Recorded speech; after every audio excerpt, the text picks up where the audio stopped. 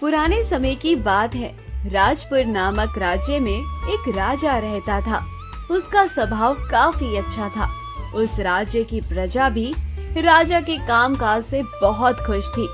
राजा को केवल एक बात सुख नहीं देती थी कि उसकी कोई संतान नहीं थी। मंत्री जी, अब समय आ चुका है कि राज्य को किसी ईमानदार हाथों में सौंपना है। ये मेरा दुर्भाग्य रहा है कि मैं पिता नहीं बन पाया, परंतु मैं चाहता हूँ कि मेरी मृत्यु से पहले ये राज्य सुरक्षित हाथों में मैं संभाल कर जाऊं। परंतु राजन, हम ये कैसे पता कर पाएंगे कि इस राज्य का उत्तराधिकारी कौन होगा? क्योंकि हर व्यक्ति अपने आप को राजा के सामने ईमानदार होने का ही दावा करेगा। आपकी बातों से मैं सहमत हूँ मंत्री जी, परंतु हमें हमारे राज्य के लिए एक सच्चा और ईमानदार राजा की जरूरत है। आपके मन में क्या चल रहा है राजा जी? कृपया मुझे स्पष्ट रूप से बताइए। आप पूरे राज्य में से 3 वो व्यक्ति लेकर आओ जो पूरे राज्य में अपनी ईमानदारी और सच्चाई के लिए राज्य में जाने जाते हो। ठीक है, मैं राज्य में सर्वोत्तम 3 ईमानदार व्यक्ति लेकर आता हूँ। अगले ही दिन मंत्री राजा के कहने पर राज्य से 3 व्यक्ति को लेकर आता है जो राज्य की नजर में ईमानदार होते हैं।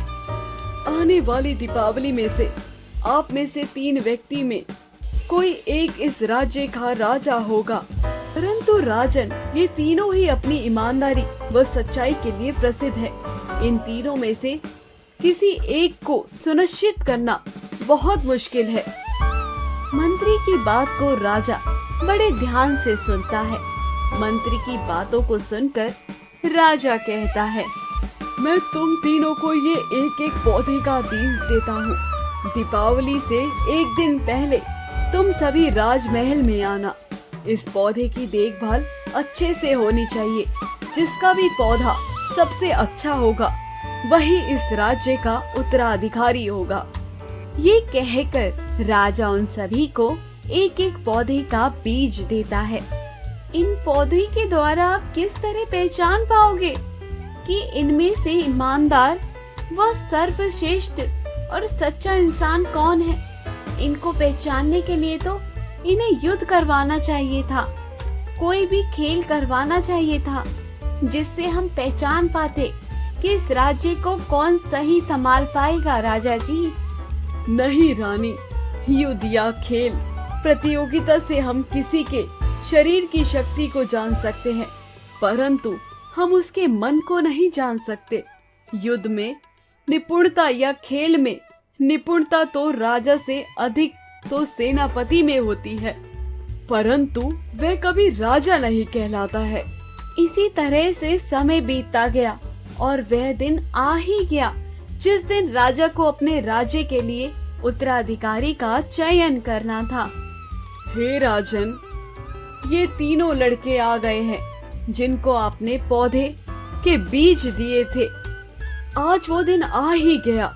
आज मैं आप में से एक को अपना राज्य सौंप दूंगा।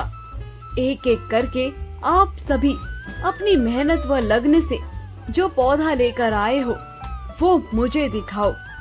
ये देखो राजन, मैंने इसमें मेरी पूरी 5 महीने की मेहनत व लगन लगाई है, जिस कारण से यह इतना बड़ा हो गया है।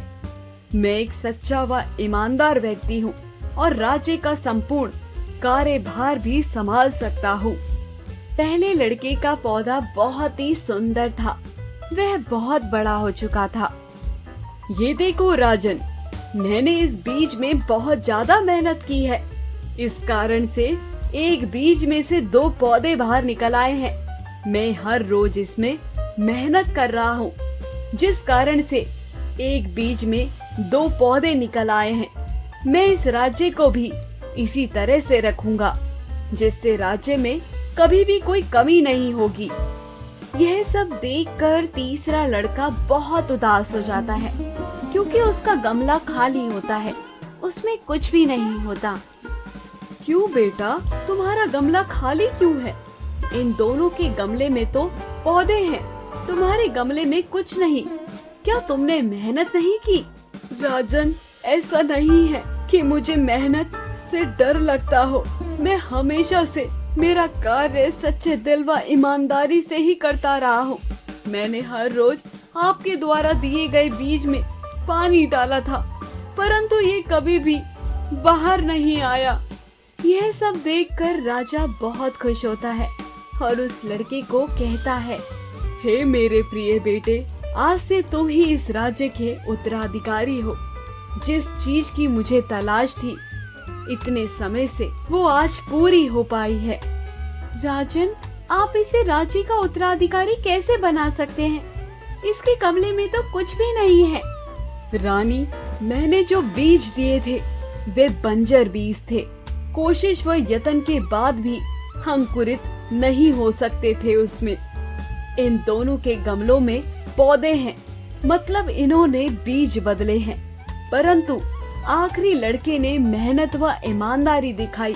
ये एक सच्चा व ईमानदार राजा बनने का हकदार है। तो कहानी यही खत्म होती है।